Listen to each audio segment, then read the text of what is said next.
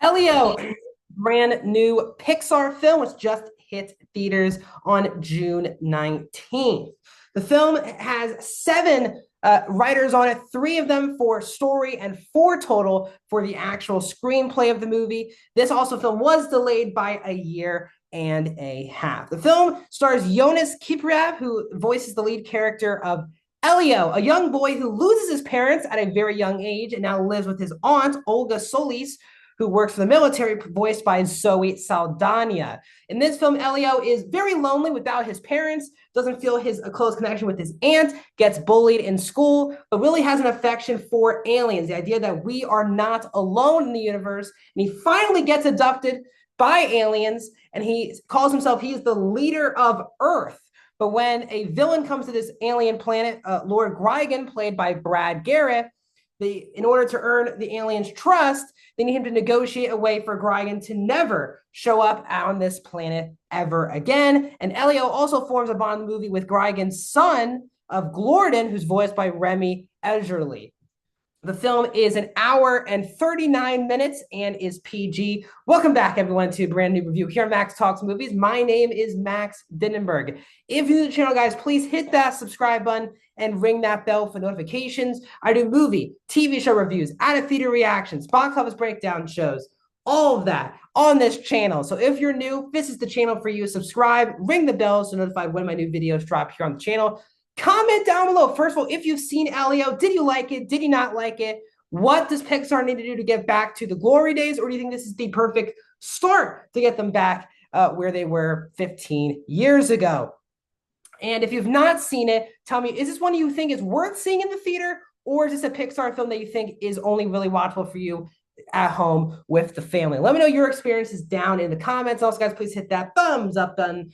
Help support the channel. So if you're new, guys, I say this on every Pixar review that I do. I call myself in my life at times Mr. Pixar.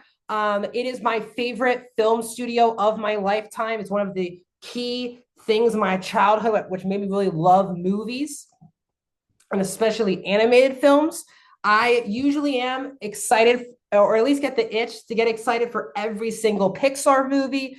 I've seen all of them multiple times. I've done multiple ranking videos here on this channel. I've done reviews for every Pixar movie from Soul until now here on this channel. So I love Pixar. I did not love the trailers for this movie. So I wasn't like, I wasn't expecting this would be top tier Pixar.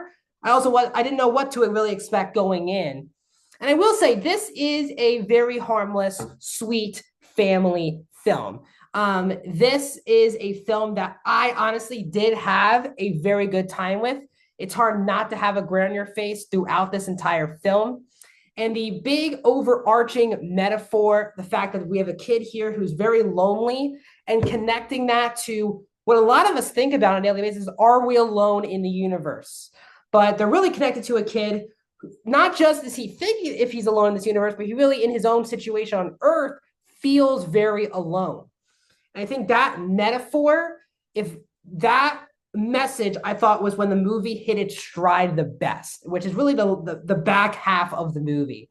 And I thought it was a very strong message, a message that I think both adults and kids will get a lot out of. I think when you're a kid, I think a lot of kids struggle to fit in. If it's to a different school, if they move somewhere, that they feel quite alone.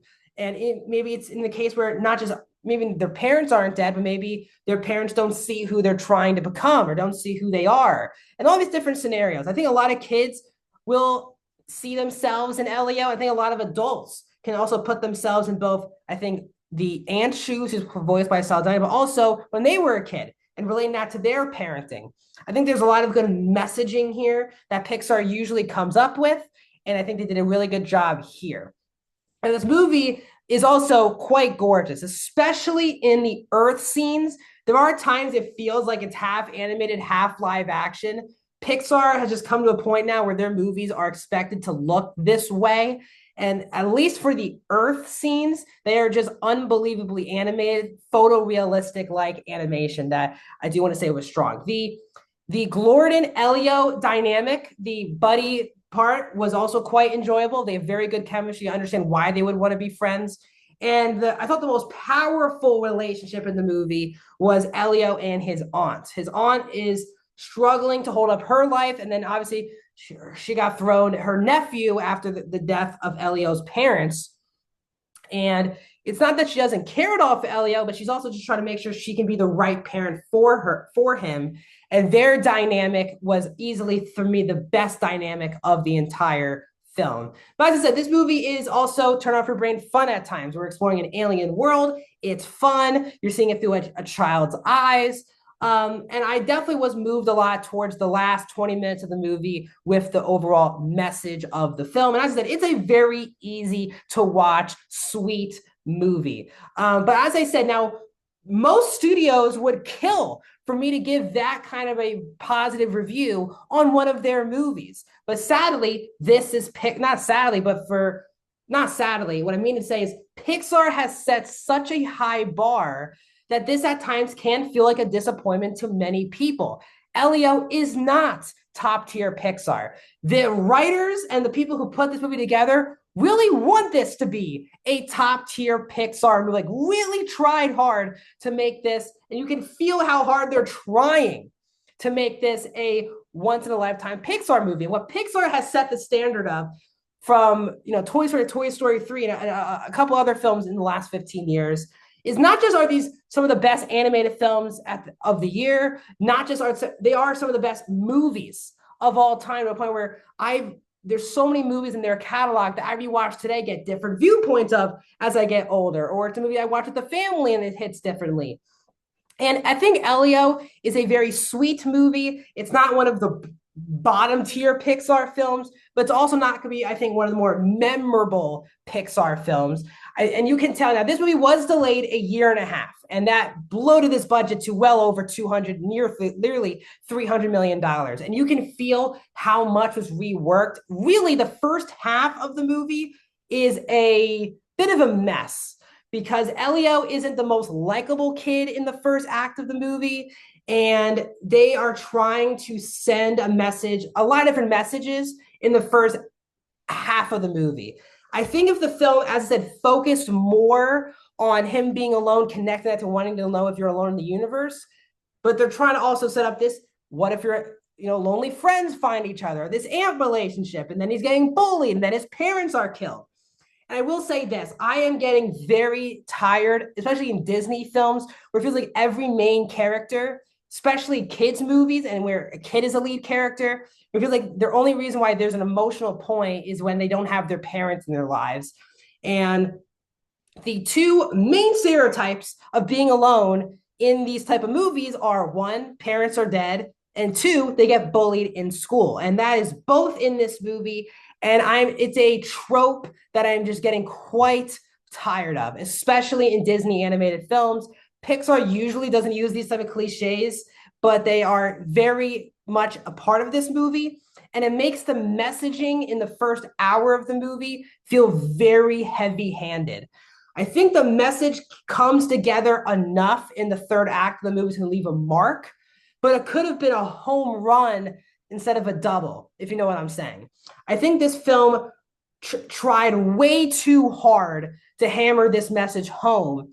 And the beauty of Pixar films is, yes, at times people make fun of Pixar manipulating you, but in the best of Pixar movies, it comes off very genuine, authentic, and a part that you're not even thinking about. They're trying to get you for a message or make you think about a message in your life.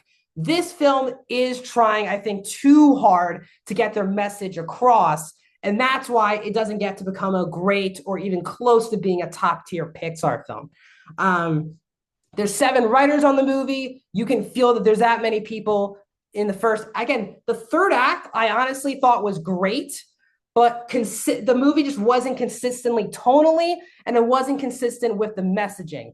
I also didn't find this film to be very funny. A lot of the jokes felt quite flat. So this one is a frustrating one because there is a special Pixar movie in here. The metaphor that becomes the third act is a great idea for a Pixar movie, but it's scattershot with the messaging, scattershot with the tones.